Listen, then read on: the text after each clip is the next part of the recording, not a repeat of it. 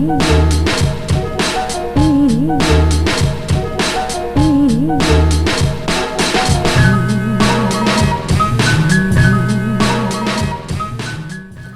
watching Cover to Cover, our guide to the Sikh and Punjabi books that you need to read. This week we're introducing Fighting for Faith and Nation by Cynthia Keppley Mahmood.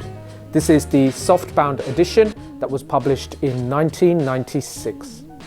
Fighting for Faith and Nation is the work of Professor Cynthia Keppley Mahmood, who at the time of publishing this work was at the University of Maine, where she was an associate professor in the anthropology department. The book deals with the voices or the unheard voices of Sikh militants around the time of the early 1990s based in the Punjab, who were all fighting for the struggle for Khalistan. This book was groundbreaking at the time that it was published, and not all of us who came across it in those early days were aware of the academic attributes of not only the author but the work and how it was being put out into the world, how the story of Sikh militants was now being presented by people who had nothing to bear in this struggle itself. The way that propaganda of the Indian state had been pushed and shared by those countries in the West who felt obliged to, because of their trade and foreign policy partnerships with the Indian state, meant that hearing this side of the tale, why it was that militants were leaving their entire lives behind to go out and die fighting for a separate state from India and Pakistan, was quite revolutionary at the time. This work was one of the earliest to be published in the English language that gave voice not only to the Sikh militants but to many people around the whole world who had been party to the struggle for separation from the Indian state. The work itself dealt with personal interviews conducted by the author with militants themselves and the people who supported them.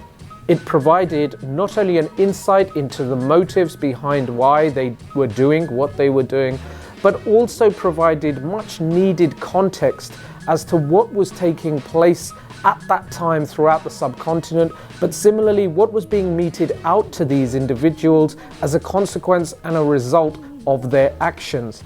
And then probably the most important question of all being answered, why they still persisted or continued despite that provocation and aggravation that they were suffering.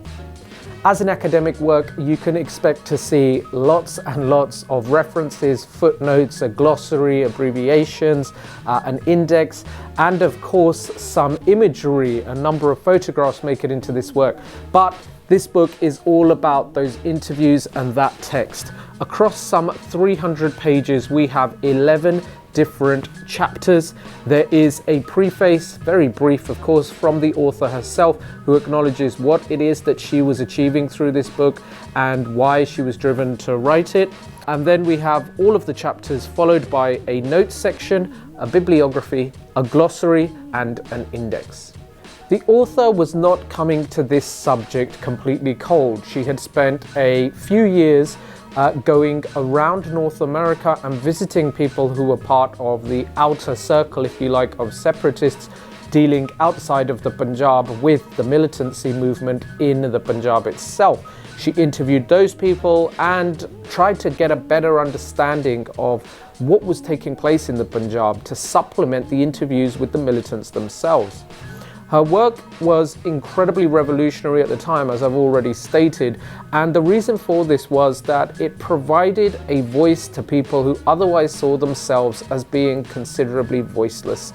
And it provided an insight that pretty much only an anthropologist can into why it is we were doing what we were doing. This work by no means is a perfect depiction of the Sikh struggle and acting as a mouthpiece for the movement for Khalistan. But what it did was provide that all-important insight into it from an English language perspective that generations and countless generations will be able to pick up and read to better understand that movement, that time period, and something that has actually continued for the decades since.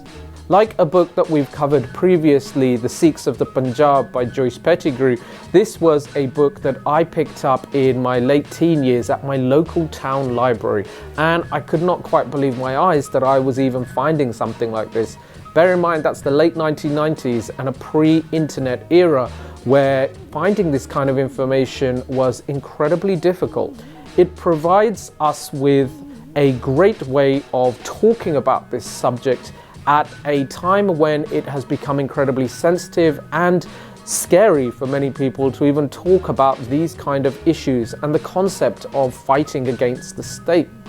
And it is for that reason that I would recommend that absolutely anybody who has any interest whatsoever in the 1984 events that took place in the Punjab and the post-1984 period in particular, pick up Fighting for Faith and Nation by Cynthia Keppley Mahmood. But of course, we want to know what you think, so please leave us a comment below and share your thoughts on Fighting for Faith and Nation by Cynthia Keppley Mahmood.